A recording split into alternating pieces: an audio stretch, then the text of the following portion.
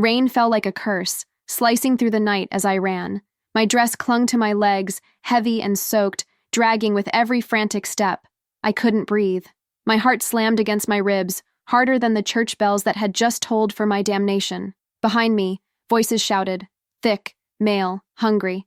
They were coming. They would drag me back. I didn't stop to think. I turned the corner of the chapel, saw the car idling in the darkness like some beast waiting in silence. Black. Sleek. Its presence vibrated with something feral. I didn't care. The back door was unlocked. I yanked it open and threw myself inside, heart rattling. The door closed with a soft, treacherous click. Silence. Only the rain tapping on the roof like fingers drumming a countdown.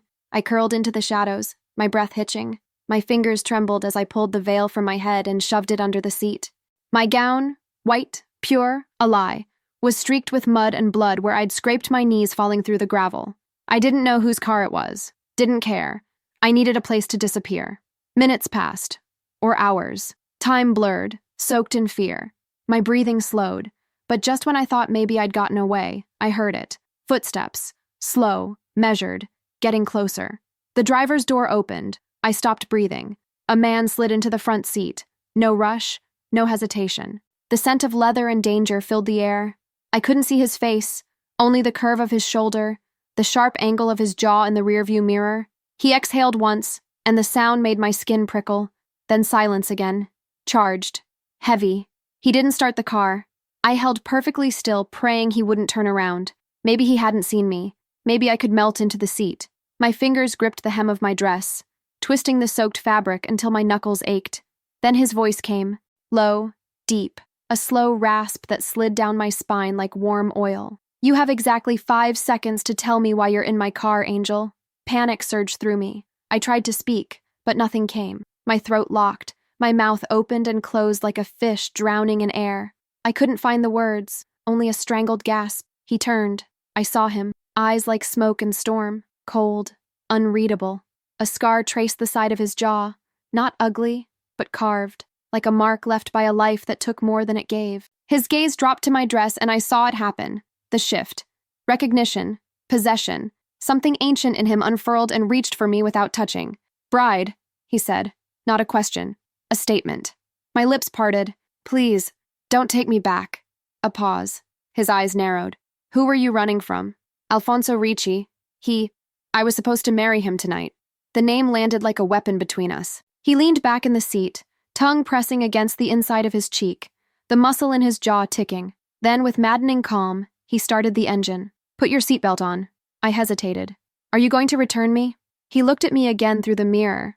Something in his expression was unreadable, like a man deciding whether to devour or spare the lamb he found in his den. No, he said. You're not going anywhere. The car pulled into the night. The city blurred past, but all I felt was the tension wrapped around us like a second skin. My hands trembled in my lap. He didn't speak, didn't ask, didn't look, but I felt him. Every breath, every restrained movement, as if I'd invaded a predator's den and he was deciding just how long he'd let me live before tasting. And somehow, terrifyingly, I didn't want to run anymore. He had known from the moment he opened the door. The smell of her was wrong, not perfume or fear, but something wild, electric, not the scent of prey, something different, something dangerous. She was curled in the back seat like an abandoned thing, shaking, torn, mud on silk, hair tangled, white dress ruined. But her eyes, when she looked at him, they didn't plead, they demanded. She was running, and she'd chosen his car. That made her his. Mateo watched the road as the city flickered by. Her breathing was quick, uneven. The silence between them was volatile. He could feel her watching him in the mirror, feel her questioning. He didn't offer answers. You picked the wrong car, he said, voice low, deliberate. She said nothing. Smart. He should have pulled over, called Ricci, returned the girl and washed his hands of her. It would have been easy, clean, logical. But Mateo never followed logic when instinct took over, and something in his blood whispered that she was meant to be here, that this wasn't coincidence. He took the turn onto the private road that led to his villa. Steel gates slid open without a word. Guards watched them pass, not questioning. They knew better. She sat up straighter, eyes scanning the high walls, the cameras, the silence that wrapped the estate like a warning. What is this place? She whispered. Mine. He parked, killed the engine, turned to her slowly. Get out. She flinched but obeyed, stepping into the rain-slicked courtyard. He came around, his coat already soaked, and opened the front door. Lights bloomed inside, warm, but muted. She hesitated. He didn't touch her, just waited. She stepped in. He followed. Inside, the air was thick with leather, cedar, and heat. Her breath hitched as she took it in. He watched her trace the architecture with her eyes. But he wasn't looking at the walls. He was looking at the way her spine straightened when she realized she wasn't a guest. She was a possession. "You're safe here," he said. "From them. From Ricci." She turned slowly. "But not from you." Matteo smiled. "Not kind, not cruel, just certain. Especially not from—" She didn't run. He closed the door behind, and the night, the war, the hunger, the consequences, they all began there. The floor was too clean, too quiet. Every sound I made echoed back at me, too loud, too alive. My bare feet sank into marble so cold it bit. I didn't belong here.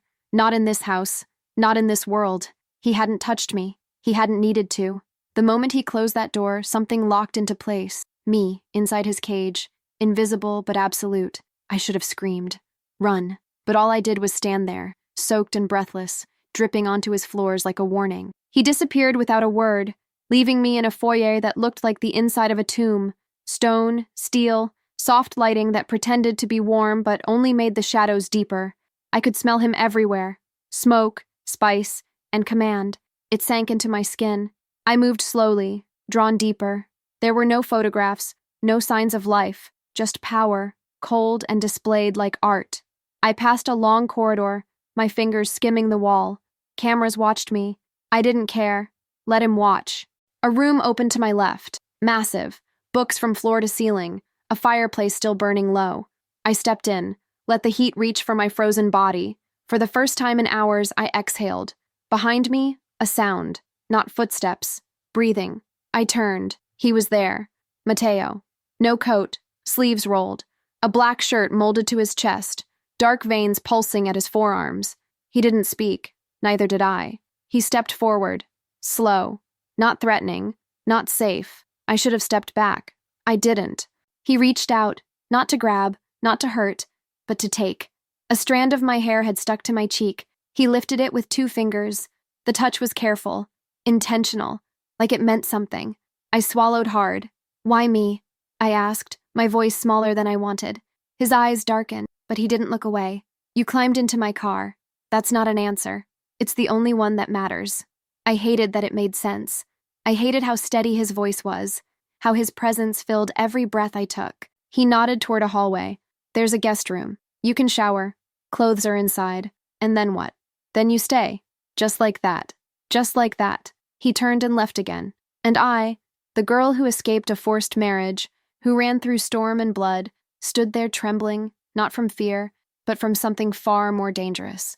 Desire. I showered in silence, water scalding, steam thick. I scrubbed until my skin burned, but his scent clung to my memory, buried deep. The dress was gone, replaced by soft fabric I didn't deserve. I wrapped the robe tight and walked barefoot through the corridor until I found the room again. He was there, sitting by the fire, a glass of dark liquor in one hand, the other resting on his knee like the lord of some ancient war. He didn't look at me right away. Only when I crossed the threshold did his eyes lift, and what I saw in them made me forget how to breathe. Possession, not hunger, not lust, possession. Like I was no longer something lost. I was something claimed. He stood, slowly. I didn't move. Couldn't. The silence between us buzzed, heavy and golden. My pulse roared in my ears. He came to me again, closer this time, until my back met the wall and I felt the fire behind me, and him in front and nowhere left to go. Still, he didn't touch me. "You don't have to be afraid," he said. "I am." "Good. You should be." I flinched. His hand came up, but only to brush a droplet of water from my collarbone. His thumb lingered just a second longer than it should. My breath hitched. "Because nothing about me is safe, Sienna. Especially not for you. And God help me. All I wanted was to take that danger and drown in it." The fire behind her cast shadows that licked the edges of her body like temptation. She stood barefoot, wrapped in my robe, the silk clinging to damp skin I hadn't yet touched. My glass was still in my hand, forgotten, because nothing could compare to the vision in front of me, wild, shaken, and utterly mine. She didn't know that, but she would. I hadn't planned this. I never left things to chance. And yet, tonight, a woman had fallen into my world like a dropped match, and everything inside me had caught fire. Sienna Ricci. That name should have made me turn cold. Her family was poison. Her betrothal to Alfonso was a declaration of war in lace and blood. And still, when she looked at me with that impossible mix of defiance and fear, all I could think about was what her mouth would taste like when she surrendered. She didn't ask to be here, but now that she was, there was no going back. Not for her. Not for me. I watched her from the doorway long after I should have returned to my meeting. The men were waiting. The territory was, but she had stolen something from me the moment she breathed my air. Focus. Control. The steel edge I wore like a second skin. I wanted to drag her upstairs and make her forget every man who'd ever touched her. I wanted to hear my name from her lips when she shattered. But more than that, I wanted her to know she was no longer hunted. Because I had caught her. I turned away before I did something irreversible. The war room was silent when I entered. All eyes on me. No one spoke until I sat. "She's here," Enzo said, always too bold. "She's not to be touched," I replied. A silence, sharp and thick. "Ricci will send for her. You know that. Let him. He'll demand blood. He'll get it. But not hers." Enzo leaned forward. "She's a Ricci, Matteo. A bargaining chip." I met his gaze, slow and lethal. "She's not a chip. She's not a message. She's not a tool. Then what is she?" I stood. The chair scraped back like a warning. Mine. That was the end of it. They understood. They had to. Because when I made a claim, it was carved in stone and blood. If Ricci wanted her back, he'd come for her. And if he came, I would end him. I returned to the hall. Tension coiled in every muscle. The house was quiet again. Too quiet. I passed the corridor where she'd been. Her scent lingered, faint and maddening. She was in the guest room, probably asleep, probably curled into the sheets like a secret. I should have left her, given her space, time. But I turned the handle anyway. She wasn't there. Panic surged. Quick. Unexpected. My footsteps echoed as I searched. Then I heard her. A breath. A shift. She was back in the library, where I'd left her, on the couch. Firelight licking her skin. Her head rested on the arm, eyes half closed, mouth slightly parted like she'd fallen asleep. I didn't move. I watched her, not like a man watches a woman, like a wolf watches the moon. She stirred, saw me. "I couldn't sleep," she whispered. Neither could I. She didn't ask why I'd come. She didn't need to. I stepped closer. She didn't Her gaze lifted, steady now, bold. She was afraid of me, but she was more afraid of being back. "Will you kill him?" she asked. "Yes." She didn't cry. She nodded. And in that moment, the war wasn't outside. It wasn't about land or blood or power. It was this. Her. Me. The space between our mouths. I didn't Not yet. Because when I finally kissed Sienna Ricci, I wanted it to be the last thing she remembered before I ruined her for anyone else. The robe still smelled like him. I pulled it tighter around me as I lay on the couch, eyes wide open, pulse fluttering in places it shouldn't. I could still feel the weight of his stare. The silence stretched between us like silk drawn taut. He hadn't kissed me. He hadn't touched me. But I felt branded. Everything about him was control, precision, darkness wrapped in tailored restraint. And yet, when he said yes, when I asked if he would kill Alfonso Ricci, his voice had cracked the edge of something brutal, something personal. He meant it. I should have been afraid. I was. But not of that. I was afraid of what he was turning me into. I rose before dawn, still raw from the night before. The robe was too much, too intimate. I left it folded on the bed and slipped into the clothes he'd left, a simple black sweater, leggings that fit too well, still barefoot, still not his guest. I walked through the villa without hesitation. Let the cameras follow me. Let the guards whisper. I didn't care. I needed to see him again.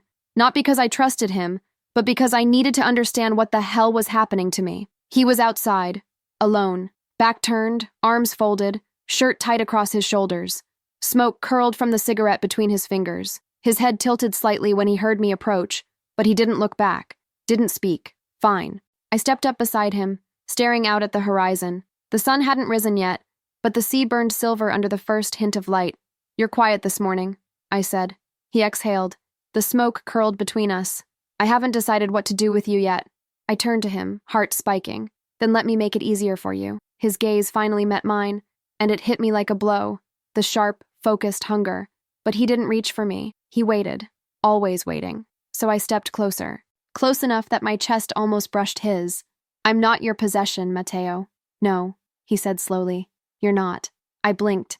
That was not the answer I expected. "But that doesn't mean I'll let you go." "Why not?" He flicked the cigarette away, stepped into my space until I could feel the heat of his body bleeding into mine. His voice was low, almost gentle. "Because the second you stepped into my car, you gave me something I've never had." "And what's that?" "A reason." The breath caught in my throat. His hand lifted, fingertips tracing the edge of my jaw. Featherlight. I should have slapped him. Should have run. Instead, I leaned into the touch like it was oxygen. Do you always get what you want? I whispered. His smile was a slow, dangerous thing. Eventually. And if I said no? Then I'd wait until you said yes. The worst part? I believed him. And even worse than that, a part of me wanted to say it. He stepped back without warning, severing the connection like a blade. Go inside, Sienna. Get warm. Eat something. This isn't over. I didn't move. I'm not afraid of you, I said. You should be. No, I think I'm afraid of what I'll do for you. His eyes burned. A flicker of something raw passed across his face. Then he turned away, walking into the wind like it didn't touch him at all. And I stood there, wine slicing my skin, wondering when exactly I'd stopped being a prisoner and started becoming a dare. The sea was calm. I wasn't. She was changing everything. I'd handled warlords, kings in suits, bloodlines older than this country. I'd broken men with my bare hands, watched empires fall because I whispered the right threat into the wrong ear. Nothing rattled me. Until her, Sienna Ricci, the runaway bride of my enemy. She stood beside me barefoot, half defiant, half undone. The storm I never asked for and now couldn't breathe without. When she walked away, hair tangled by the wind, mouth red from biting it, I nearly followed. My body screamed to take, but I held. Because this wasn't about lust. It was obsession, claim, a hunger carved from something older than memory. I went back inside, fire burning under my skin. The table was set, untouched. She hadn't eaten. The thought made my jaw clench. She would if she stayed in my house, she would eat, she would rest. She would breathe without flinching. I found her upstairs, curled on the edge of the bed, eyes closed but not sleeping. Her arms hugged her knees like a child's. She didn't hear me approach. You skipped breakfast, she startled, then blinked at me like she wasn't sure if I was real. I wasn't hungry. You will be. Come. She hesitated, always testing, always watching to see how far she could push before I snapped. I didn't snap. I extended a hand. It surprised her. She took it. Downstairs I poured her coffee, sliced fruit, laid everything in silence. I didn't need words. She ate slowly, eyes on me the whole time, like I might vanish or explode. Halfway through the meal, her hand brushed mine. Accident? I didn't believe in accidents. You're different than I imagined, she murmured. How did you imagine me? Colder, crueler. I am those things. Not with me. I didn't reply. Couldn't. She was right. Later that day, Ricci made his move. A package arrived, not at my doorstep, at the gate. Inside, a wedding photo of Sienna, the dress she never wore, the shoes she left behind, and one single bullet. Message received. He wanted her back. I stared at the photo too long. She looked hollow, empty, like her soul had already been taken before she even said yes. That would never happen again. I burned the box, every piece. Then I made the call. Enzo, double the perimeter. No one in or out. I want Ricci's men hunted down like fucking dogs. And tell Luca, if he even looks at her, I'll bury him myself. I ended the call before hearing agreement. My hands were shaking, not from fear, from rage. I climbed the stairs again, slower this time, my steps measured. I opened her door without knocking. She looked up from the window seat, something soft in her face that shattered when she saw mine. What happened? I walked to her, too fast, too close. Matteo! I grabbed her wrists. Not to hurt, just to feel her, to ground myself. Her pulse beat fast under my thumbs. He sent a message. She stilled. Her throat worked, but she didn't cry. What kind of message? One that means he dies sooner. She nodded. And in that silence, in that room, with her looking at me like I was the only thing holding the world together, something cracked inside me. I didn't kiss her, but God, I wanted to. His hands were fire. Not because they burned me, but because they didn't. He held my wrists like I was something fragile, like he didn't trust himself not to shatter me. His grip was firm, but careful. My heart slammed against my ribs as I looked up at him, into the storm behind his eyes. He was angry. Not at me. For me. No one had ever done that before. I didn't ask what was in the box. I didn't need to. I saw it in the way his jaw clenched, the way his voice had dropped into something rough and splintered. Something had snapped. And yet, here he was, still trying to hold himself back. But I didn't want him to. I took a breath and leaned into his touch, closing the space between us until my chest brushed his. He didn't move. His eyes tracked mine like a predator, unsure if I was surrendering or baiting him. Matteo, I whispered, unsure what I was asking for. He released me, stepped back like I was the threat now. His hands flexed once at his sides, then dropped. Don't look at me like that. Like what? Like you want me to touch you. I stepped forward again. Maybe I do. He laughed once. No humor, just pain. You don't know what that means. Then show me. The words surprised us both. My pulse roared. His body went still. Then he turned away. Get dressed. We're leaving. What? You're not staying locked in this house like some pet. If Ricci wants you that badly, he can come and watch me walk you through my world. I stared at his back. You want to use me as bait. He turned then, fast. No. I want them to see you, with me. Unafraid, untouched, unbreakable. I want them to understand who you belong to. The words struck like lightning. I should have hated them. But the truth was, I felt safer in his possession than I ever had in freedom. I dressed in silence, black, matte, clean lines and sharp edges like armor. When I stepped into the hall, he was waiting with keys in hand. His gaze dragged down my body and back up, unapologetically slow. He didn't say a word. He didn't have to. The car was silent. The city, louder. Every street corner felt like a challenge. Every red light, a warning. I watched him drive, one hand on the wheel, the other resting loosely, fingers tapping a rhythm only he could hear. We stopped at a restaurant. Not flashy, not public, controlled. I stepped out and felt a dozen eyes snap to us. He placed a hand at the small of my back, gentle, protective, mine. Inside, we sat in a private booth, candlelight, crystal, intimacy that didn't feel earned yet. I watched him pour wine, the veins in his forearms flexing beneath his shirt. Why did you really bring me here? I asked. His eyes met mine over the rim of his glass. Because I need them to see something. What? That I'd burn this entire city if someone touched you. I stared. No one had ever wanted me like that. Not as a symbol, not as a pawn, but as a flame they'd willingly bleed for. My voice was soft. You don't even know me, yet I'd kill for you. Imagine what I'll do when I do know you. And God help me. I wanted to find out. The moment I saw him, I knew he had to die. He sat 2 tables away. Luca, my brother, he wasn't supposed to be here. Not in this place, not tonight. But there he was, sipping whiskey, legs crossed, watching Sienna with a smile that did not belong on his face. He didn't blink when our eyes met, didn't flinch. He just tilted his glass in mock salute, like we were still boys, and this wasn't betrayal. Sienna hadn't noticed him yet. She was focused on the candle, her finger tracing patterns in the condensation of her water glass. Her lips were slightly parted, still flushed from the wind outside, unaware she was being watched, hunted. My blood turned to steel. I leaned across the table. We're leaving. She blinked. Now. I rose without waiting for her to protest. She followed, heels clicking softly on marble. I felt Luca's gaze track every step, every sway of her hips, and I knew he wanted her. Not just as a Ricci pawn, not as a hostage, as mine. Outside the air was colder, sharper. Sienna stopped just outside the door, her brows drawn. What happened? I didn't answer. I took her hand instead. Not gently, not sweetly, possessively. She gasped but didn't pull away. My phone buzzed. Enzo. You see him? He asked. I saw.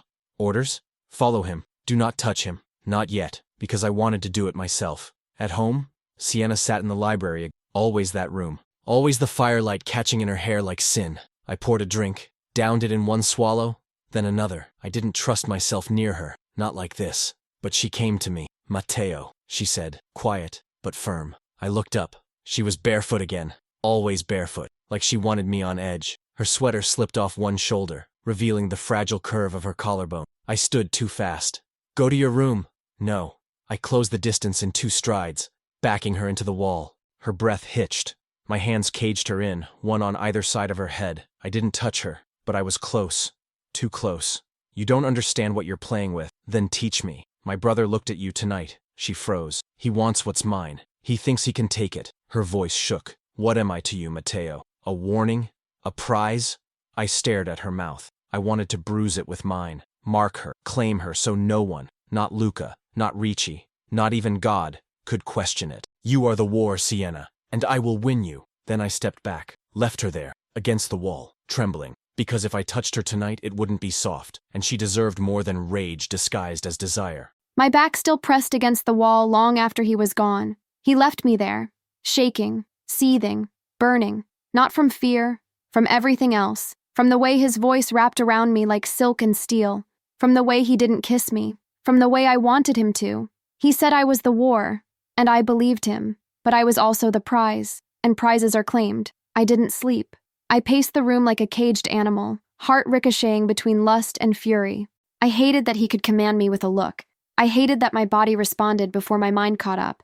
I hated the way he'd said mine like it was already true. because a part of me wanted it to be. Morning came slow and gray. I found Bianca in the kitchen, barefoot like me, humming to herself as she sliced fruit. The domesticity of it felt obscene. She didn't flinch when I walked in, didn't ask questions, just slid a plate in my direction. "You slept like a woman hunted," she said. I arched a brow. "And you watched me sleep?" "No, but I know the look of someone running in place." "Am I safe here?" She paused. "From the outside? Yes. From Matteo? That depends." "On what?" "On whether you plan to leave." I didn't answer. Bianca studied me. "You know what he did last night?" "No." "He stood at the edge of the courtyard for an hour. Didn't speak, didn't move, just watched the gates like the devil waiting to be invited in." Something pulled tight inside me. "He thinks Luca wants me." She went still, knife against the cutting board. "He's not wrong." I looked up sharply. "You're sure?" Luca was always jealous, always second best, but he never wanted anything the way Matteo wants you. That's the danger. Because I make him weak? Because you make him human. I pushed the plate away. The food turned to ash in my mouth. I needed space, air, distance. But the moment I turned the corner toward the hallway, I ran straight into him. Matteo. His shirt was black again. He looked carved from something ancient, stone and fire and violence in a man's skin. He didn't move. "You didn't sleep," he said. "Neither did you. Bianca's watching you. I know. She's loyal. To you or me." He stepped closer. "She'll always choose you." That shook me. Why?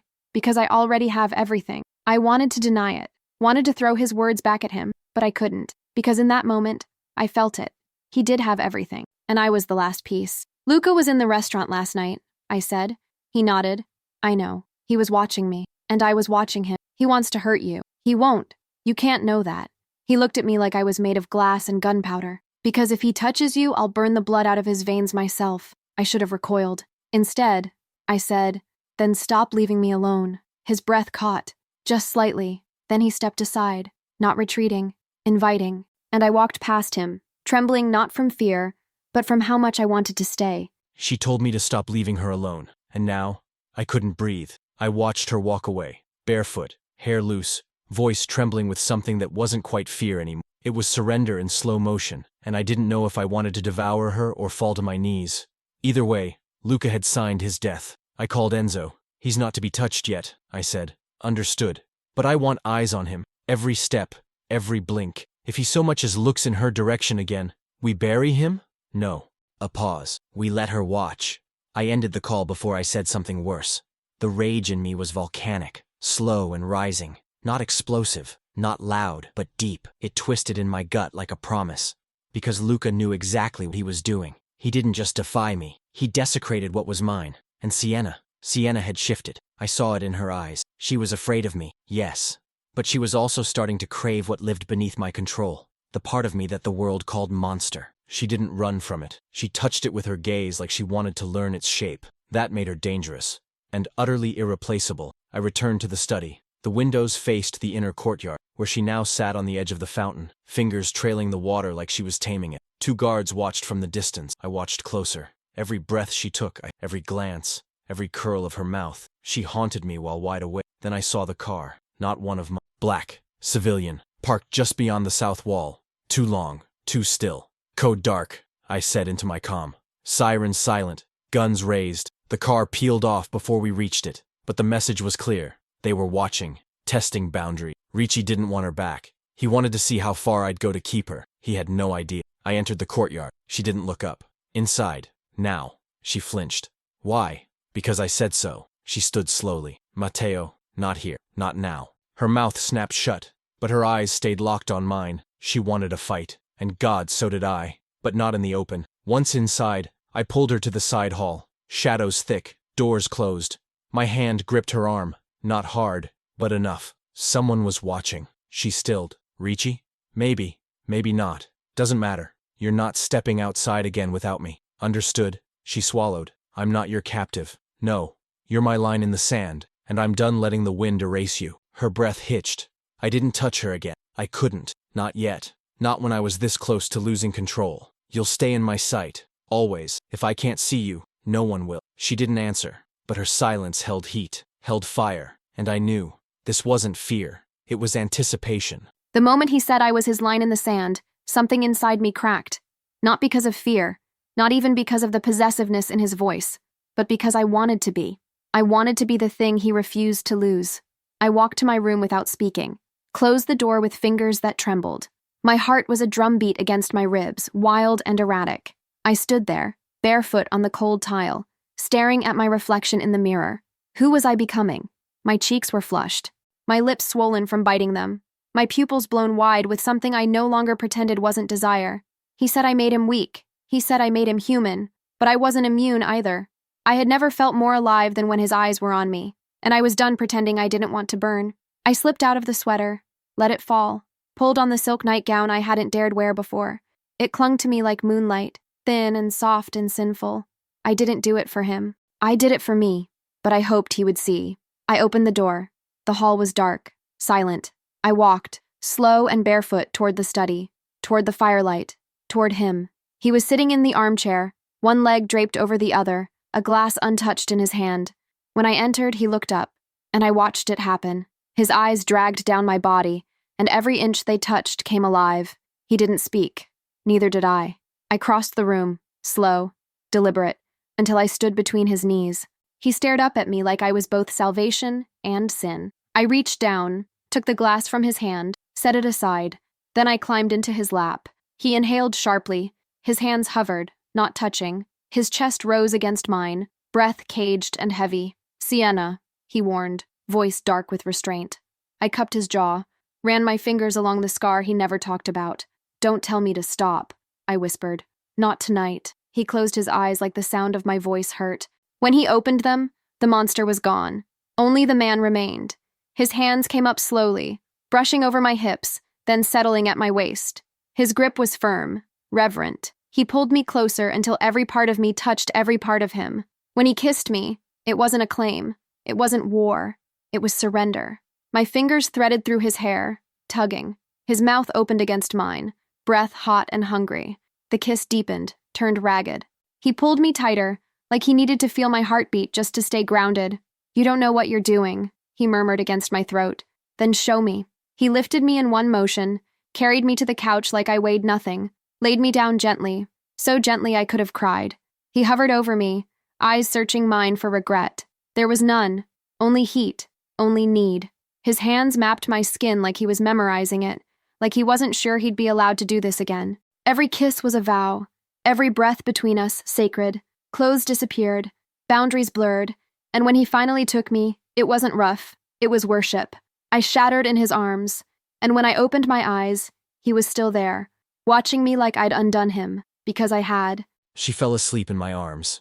That shouldn't have meant anything, but it did. I held her long after her breathing slowed, after her body went soft and warm against mine, after the fire burned low and the storm inside me went quiet for the first time in years. She had undone me, and she didn't even. I could still taste her on my tongue, still feel the echoes of her moans in my chest like a second heartbeat. I'd expected resistance, fear, shame, but what I found was something far more dangerous. Trust. She had given herself to me without chains. No threats, no coercion, just choice. And that was something I hadn't earned. Not yet, but I would. I carried her to her bed, laid her down gently, covered her with the softest blanket I could find. I brushed a strand of hair from her face and stood there too long, memorizing every inch. The way her lashes curled, the curve of her mouth, the faint bruises on her collarbone from where I'd kissed too hard. She was mine, but not like the others, not like the things I ruled. Sienna was mine the way blood is to the body, essential, dangerous if spilled. I returned to my room, sat on the edge of the bed. I didn't sleep, couldn't. My mind churned, restless. Every move Ricci had made played through my head like a puzzle half solved. The photo, the bullet, the surveillance. This wasn't just about vengeance anymore. This was about escalation. I called Enzo at dawn. "We strike tonight. You sure?" "Positive." He sent the message. "I'm answering." "What about her?" My jaw tightened. "She stays here, locked down. No one in or out. She won't like that." "I don't care." But I did. God help me. I did. I returned to her room before sunrise. She was awake, sitting on the windowsill in nothing but that silk nightgown, legs curled beneath her, skin glowing in the early light. She looked like a dream that had survived the night. "You're leaving," she said without turning. "Yes. To kill him. To end this." She finally turned. Her eyes found mine, steady and calm in a way that cut deeper than panic ever could. "Promise me something." I stepped closer. "Anything. Come back to me." It wasn't a plea. It was a command. A demand from someone who now had a claim of her own. I cupped her face, pressed my forehead to hers. Always. She didn't kiss me goodbye. She didn't need to. Because her silence said what neither of us could. I had something to lose now, and God help anyone who tried to take her from me. The house felt wrong without him. Too quiet, too clean, too still, like it was holding its breath. I sat by the fire wrapped in one of his shirts, the sleeves too long, the scent unmistakable. Smoke and leather and something that made my heart ache. Every minute that passed without news carved deeper into my bones. The clock ticked like a threat. The wind outside clawed at the windows. Mateo was out there, in danger, and I was in here, safe, because he put me here. I hated it. I paced. I sat. I screamed into a pillow. Then I dressed. Bianca caught me at the door. Don't be stupid. He's alone. He's never alone. I don't care. Then care about what he'll do to the world if something happens to you. That stopped me, because I knew it was true. If Ricci killed Mateo, the city would burn. But if I walked into danger and died, Mateo would salt the earth. I stayed, but I didn't stay still. I went to the control room. Screens glowed in dim light. The guards didn't stop me. One flicked a switch and a feed opened. Live surveillance from Mateo's convoy. Black SUVs. Streets flooded with tension. Then silence. Minutes passed. Then gunfire. I covered my mouth. Tears pricked, but I didn't blink. I watched the screen like a woman possessed. Ricci's men came fast. Mateo's came faster. Bullets lit the dark like fireworks from hell. And there he was, Mateo, in the center, moving like smoke and death, efficient, cold, beautiful. And then he disappeared from view. I stopped breathing. Where is he? No one answered. Radios crackled. Static. Blood on the lens. Get him back, I whispered. Please, get him back. I didn't care if I sounded broken. I was. Minutes later, the door to the control room opened, and there he stood, covered in blood, eyes burning, breathing hard. He was alive. I ran. Didn't think, didn't ask, just ran. He caught me in his arms, lifted me off the ground. I buried my face in his neck, tasted sweat and smoke and everything I'd almost lost. He whispered my name like a prayer, held me like the world had stopped. You promised, I said, voice shaking. He kissed my temple, my cheek, my lips. I always will. And in that moment, I didn't care about blood. I only cared that it wasn't his. The house felt wrong without him. Too quiet, too clean, too still, like it was holding its breath. I sat by the fire wrapped in one of his shirts. The sleeves too long, the scent unmistakable. Smoke and leather and something that made my heart ache. Every minute that passed without news carved deeper into my bones. The clock ticked like a threat. The wind outside clawed at the... Mateo was out there, in danger, and I was in here, safe, because he put me. I hated it. I paced. I sat. I screamed into a pillow. Then I dressed. Bianca caught me at the door. Don't be stupid. He's alone. He's never alone. I don't care. Then care about what he'll do to the world if something happens to you. That stopped me, because I knew it was true. If Ricci killed Mateo, the city would burn. But if I walked into danger and died, Mateo would salt the earth. I stayed, but I didn't stay still. I went to the control room. Screens glowed in dim light. The guards didn't stop me. One flicked a switch and a feed opened. Live surveillance from Mateo's convoy. Black SUVs. Streets flooded with tension, then silence. Minutes passed. Then gunfire. I covered my mouth. Tears pricked, but I didn't blink. I watched the screen like a woman possessed. Ricci's men came fast. Mateo's came faster. Bullets lit the dark like fireworks from hell. And there he was. Mateo, in the center, moving like smoke and death, efficient, cold, beautiful, and then he disappeared from view. I stopped breathing. Where is he? No one answered. Radios crackled. Static. Blood on the lens. Get him back, I whispered. Please, get him back. I didn't care if I sounded broken. I was. Minutes later, the door to the control room opened, and there he stood, covered in blood, eyes burning, breathing hard. He was alive. I ran. Didn't think, didn't ask, just ran. He caught me in his arms, lifted me off the ground. I buried my face in his neck, tasted sweat and smoke and everything I'd almost lost. He whispered my name like a prayer, held me like the world had stopped. You promised, I said, voice shaking. He kissed my temple, my cheek, my lips. I always will. And in that moment I didn't care about blood. I only cared that it wasn't his. The shot still rang in my bones, not from fear, not from guilt, but from something colder, cleaner. Satisfaction. I didn't regret it. Not for a second. I didn't flinch when Ricci fell. I didn't cry when the blood reached my boots. I didn't blink when Mateo looked at me like I had just rewritten every rule. Because I had. The girl who ran from the altar was gone. The girl in the white dress. The trembling bride. She died when I pulled that trigger. What remained was someone new. Someone dangerous. Someone willing to get her hands dirty. And I didn't want to be saved from that. Mateo led me out of the cathedral in silence. The dawn broke around us, soft and bloodstained. Our men moved like shadows, silent, purposeful. No cheers, no celebration, just survival. The ride back to the villa was quiet. He held my hand the whole way. Not tight, not demanding, just there. A tether. He didn't speak until we stepped inside. You didn't hesitate. Should I have? No. He watched me, eyes darker than I'd ever seen them. But that moment, it changed you. I stepped closer, pressed a hand to his chest. Then don't love the girl you met in the car. Love who I became. His throat worked.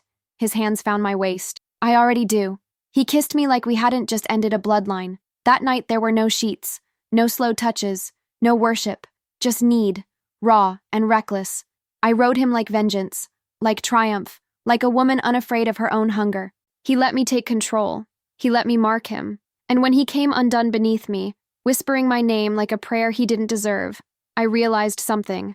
I wasn't his. He was mine. Morning came with silence, not dread, anticipation. I rose before him, wrapped in nothing but bruises and heat. I found Bianca in the garden, sitting beneath the lemon trees. It's over, I said. She looked up. Is it? Ricci's dead. Then what will you build now? I didn't have an answer. Not yet, but I would. By midday, every man loyal to Ricci had received a message. The De Luca-Ricci war was over. A new rule was rising, and at its head was not just Matteo, but me. I stood in Matteo's office, facing the map of our territories. My fingers traced the lines. Power no longer terrified me, because now I knew what to do with it. When he walked in, he found me barefoot, wearing only his shirt and a gun at my thigh. His voice dropped. Careful, Sienna. You look like you were born to rule. I turned. Maybe I was. And the way he looked at me then, not as his possession, not as his woman, but as his equal, told me the world wouldn't survive us, but it would belong to us. She stood over the map like a queen, not playing at power, not pretending, owning it. Barefoot, armed, wrapped in my shirt like it was a flag. Sienna had become the thing I didn't know I was building toward all my life. She didn't just survive the war, she turned it into a throne, and I'd burn every last city before letting anyone take that from her. I stepped into the room, closed the door behind. She didn't flinch. She knew I was there. She always did. Her awareness of me was something primal, woven into her skin now, same as mine. You want it? I asked. She looked back. I already have it. That smile, dangerous and soft, undid me. I crossed the room and kissed her like I was sealing a pact. No more games. No more control. We ruled now, together. The following days were bloodless, but not quiet. The vacuum left by Ricci's fall made room for chaos. I stamped it out with fire and fear. Sienna did it with silence and presence. She walked into rooms full of men who once saw her as a bargaining chip and left them bowing. We made decisions at night, in bed, skin to skin. We spoke through touch, through breath, through the rhythm we had carved out of violence. One evening she brought me papers. I want full control of the Palermo ports, she said. They're leaking money, and we both know it. Done. And Bianca. She takes Naples. She earned it. Done. And I want your name. I blinked. You already have it. No. Not your name. Your vow. I want you to choose me in front of them. Not just in bed. Not just in blood. But out loud. In daylight. The request didn't scare me. The clarity in her voice did. She didn't need to beg. Or threaten. She asked because she knew I would say yes. And I did. We married on a rooftop. No priest. No white dress. Just her in black silk. A dagger at her hip. And the sun bleeding gold across her skin. She said yes like it was a declaration of war. I kissed her like it was the only truth left. When the men raised their glasses, they toasted to the new era. They didn't know. This wasn't just a marriage. It was a revolution. And Sienna wasn't beside me. She was my equal, my mirror, my crown. I used to dream of escape. Now I dreamed of permanence. The rooftop still smelled of smoke and champagne. The sun had set, but its warmth lingered in my bones. I sat barefoot on the ledge, veil gone, dress discarded, legs dangling above a city that used to feel like a prison. Now it bowed to me. Behind me, Matteo was on the phone, voice low, lethal. He was always working, always defending what we built. But tonight, the violence felt far away. I looked at my hand. The ring was heavy, beautiful, unmistakably mine. Not a cage, not a chain, a weapon. The stars blinked above me, the city lights below, and in between, I felt the pulse of something new, something alive. You'll fall, Matteo said behind me, then catch me. His hands found my waist, warm, grounding, always. I leaned back into him, my head resting on his chest. His heartbeat was steady, fierce, familiar. It soothed something wild in me I didn't realize was still awake. Do you regret it? I asked. Which part? Any of it. Me, the war, the cost. He was quiet for a long moment. Then he whispered, No, because every scar led me here. I closed my eyes, because I understood. The pain, the blood, the loss. It hadn't broken us. It had refined us. Later that night, I found him watching me in the mirror. I was brushing my hair, naked under the softest silk robe. His gaze wasn't hungry. It was reverent. You look at me like you still can't believe I'm yours, I said. He crossed the room, took the brush from my hand, ran it through my hair with infinite care. Because I still can't. His voice cracked around the truth. I'm late, I said, soft. He paused. Late? I turned, met his eyes. 3 weeks. The silence that followed wasn't shock. It was awe. He dropped to his knees, pressed his lips to my stomach, held me like I was already carrying his future. A child? He whispered. Ours. He looked up, and the fire in his eyes was unlike anything I'd seen. Then let the world try to take something from me again. I dare them. And I knew without question that this wasn't the end of our story. It was the beginning of our legacy. A child. The word echoed through me like a vow. Not fear, not hesitation. Just that word, deep and absolute. Ours. She didn't say it like a confession. She said it like a declaration of power, and I felt it, in my blood, in my bones, in the place where nothing had ever reached before she walked into my car and shattered everything. I watched her sleep that night, one hand resting over her belly, as if she already knew how to protect what we made. And I knew, without question, I would burn the world to keep her safe. And now, there was more than her. There was a heartbeat I hadn't heard yet, but that already ruled. I called a meeting the next morning. No time for softness, no space for weakness. Palermo is ours, I told them. Naples, Florence, Rome will fall in line. But we don't expand through terror anymore. We expand through loyalty. Fear ends now. Some men flinched. Some doubted, but none of them spoke. Because they knew what I had become, and who I stood for. Anyone who touches Siena, I said, voice low and final, touches my blood, my name, my future. And I won't show mercy again. I signed new deals, cut old ties, named Bianca as regional head, with Siena's signature beside mine. We weren't just lovers now. We were sovereign. At night, she sat in my lap with our ledger in one hand, a knife in the other. My wife, my empress, the mother of my child. I didn't worship her because she carried life. I worshipped her because she carried mine. Weeks passed. Peace held, but I didn't trust it. So I prepared. I trained new guards, tripled security, buried weapons in every wall. If history taught me anything, it was that power breeds envy, and envy always knocks when your hands are full. One night, Siena found me in the armory. She placed a hand on my back, said nothing, waited until I set the gun down. You don't have to protect us alone, she said. I turned to her, took her face in my hand. It's not just protection, it's devotion. She kissed me, slow, deep, final. And in that kiss, I made another vow, not just to her, but to the family we were building. Let the world come. I would be ready. I used to wonder what it would feel like to stop running. Now I knew. It felt like morning light over the marble floors of our villa, like Matteo's hand resting on the curve of my belly before either of us was fully awake, like silence that didn't ache, but held. It felt like peace. I walked through the halls barefoot, fingers brushing over the new portraits on the wall. Not saints, not ancestors. Us, our beginning, our fire, our legacy. The staff nodded when I passed. Not out of fear, but respect. I was no longer the girl who arrived covered in mud and desperation. I was the heart of this place, and soon I would be more. The pregnancy was steady, strong. My body changed faster than I expected, but it didn't feel like loss. It felt like becoming. Every movement, every flutter, reminded me that I wasn't just Siena anymore. I was someone's origin story. Bianca visited weekly, brought herbs, secrets, smiles. Her loyalty never wavered, and I saw in her eyes what I'd always hoped for. Faith in the life we were building. The nursery was Matteo's idea.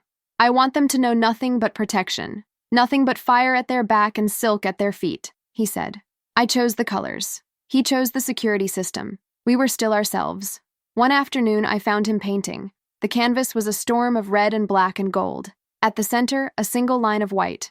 A silhouette. "What is it?" I asked. He looked over his shoulder, smiled. "It's what you looked like the first night I saw you." My breath caught. Broken, bright, he came to me, pressed his palm to my belly. The baby kicked. He whispered, "That's ours. The world will never touch them." That night, I sat on the balcony alone, watched the city lights below. I remembered the church, the dress, the rain, and I realized something. If I hadn't run, I would have survived, but I never would have lived. Matteo didn't just give me freedom. He gave me something rarer, a place to belong, and someone to become. They say empires fall from the inside, not mine. Ours rose from ashes, from gunpowder and silk, from the mouth of war and the breath of a woman who taught me what love feels like when it tastes like blood and honey. I stood in the nursery that morning. Light spilled across the crib she chose. The walls were pale, soft, but the room had teeth, reinforced windows, cameras hidden behind, weapons in the floorboard, because peace is not the absence of danger. It's the readiness to destroy anything that threatens what you. And I had never loved like this. Sienna changed everything. Not just my name, not just my house, me. She made me want something I'd never dared before. Time. Not just survival. Time to live. To teach our child how to hold a blade and a paintbrush with the same reverence. To show them the difference between mercy and weakness. To let them see what power looks like when it's shared and what it costs. She walked in as I was checking the locks. No makeup, hair wild, skin glowing from sleep. My wife, the woman who once climbed into my car thinking it would save her from hell, only to learn she was the one born to rule it. "Everything secure?" she asked. "Always." She stepped closer, took my hand. "You never stop." "I can't." "You can. Tonight. With me. Just us." I wanted to resist. I didn't, because when she looked at me like, the war in me went silent. We stayed up until dawn, no plans. No weapons. Just her breath against my chest and the heartbeat between us. She ran her fingers over the old scar on my ribs, the one I earned long before she ever entered my life. "Tell me a truth you've never said aloud," she whispered. I stared into the ceiling, the weight of her across me like armor. I didn't think I was capable of. She lifted her head. "And now I fear I don't know how to survive without it." She kissed me softly, slowly. "Then you never have to." We lay like that for hours, tracing stories into each other's skin. She told me she wanted our child to grow up knowing who we were. Not just the rulers, not just the myth, but the people beneath the crown, the ones who bled for it. I promised her I'd write it down. Every moment, every name, every cost. We made love again, unhurried, reverent, as if time itself bowed to us now. And when she fell asleep wrapped in my arms, I knew this was what I'd killed for. Not revenge, continuity. I held her long after the sun came up, listening to her breathe, to the silence, to the heartbeat inside her. The fortress could wait, because she was the only thing I'd ever protect from the world, and the only thing I'd ever let destroy me. To my daughter one day, "You'll ask who I was before you, and I'll tell you the truth. I was fire with no direction, a spark trying to outrun a storm. I wore white once, not for joy, but as a symbol of surrender. I ran because I was born into a cage built by men who mistook my silence for obedience.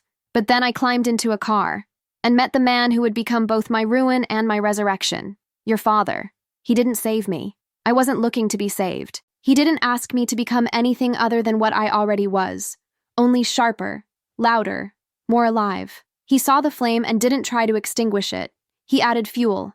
You were born into a world that bends for no one, a world that takes and punishes and never forgets. But you will not be broken by it, because you are born of two storms, his fury and my fire. You are not a princess, you are a weapon, and you will never apologize for it. When the world tries to cage you, remember this. Your mother killed a king and built a crown from the bones, and your father, he burned the map so no one could follow. We gave you our name, our power, our world, but your voice, that's yours. Wield it like a blade, love fiercely, trust wisely, rule without mercy, and never, ever run from the fire, because you are the flame, Sienna. She sleeps beside me. The moon cuts across our sheets like silver silk, but my eyes are on her, still, always. Years have passed. Our empire stands stronger than ever. Our children are growing into creatures of shadow and flame, as fierce and beautiful as the woman who gave them breath. But even now, with the world bowed at my feet, this is the moment I live for. Her, in my bed. Her, breathing softly. Her, mine. I trace her spine with the back of my fingers. She murmurs something in her sleep and shifts closer. Even asleep, she reaches for me. Even now, she chooses me. I used to think love was a weakness, a distraction. something men like me couldn't afford. But Sienna taught me otherwise. Love is war, and I won the only battle that ever mattered when she stopped running. She wakes slowly, eyes half-lidded, lips parted. You're watching me, always. She smiles, stretches. The sheet falls to her waist. My blood heats, but I don't move. Not yet. I want to memorize her again first, just in case the world dares try to take her from me tomorrow. She rolls onto me, straddling my hips, her hands splayed on my chest. What are you thinking? I answer without hesitation. That if this is a dream, I'll never wake up. Her mouth meets mine slowly, then harder, then all at once. We don't speak again, not with words. We make love like a ritual, a promise, a war cry muffled by silk and breath and reverence. We take our time, because we have it now. We earned it. When we collapse, tangled and breathless, she rests her head over my heart. Do you ever wonder what might have happened if I hadn't gotten in your car? She whispers. I thread my fingers through her hair. No, because I would have found you, and even if it took a lifetime. Even if I had to burn every city to the ground. She is not just my wife. She is my eternity, and I will watch her sleep until the world ends. Thank you for staying until the very last breath. Your presence here means more than words can hold. If this story touched you, even slightly, let it echo. A like, a comment, even a quiet, I'm here. They aren't small. They're signals. And YouTube listens. It sees every gesture and whispers to the world. This story deserves to be heard. If you haven't subscribed yet, do it. It costs nothing, but means everything. And if you feel called to share this with someone who needs something real, you might be placing light exactly where it's needed most. Thank you for being part of this empire of feeling. You are always welcome, and remember, where there is love, the fire never dies.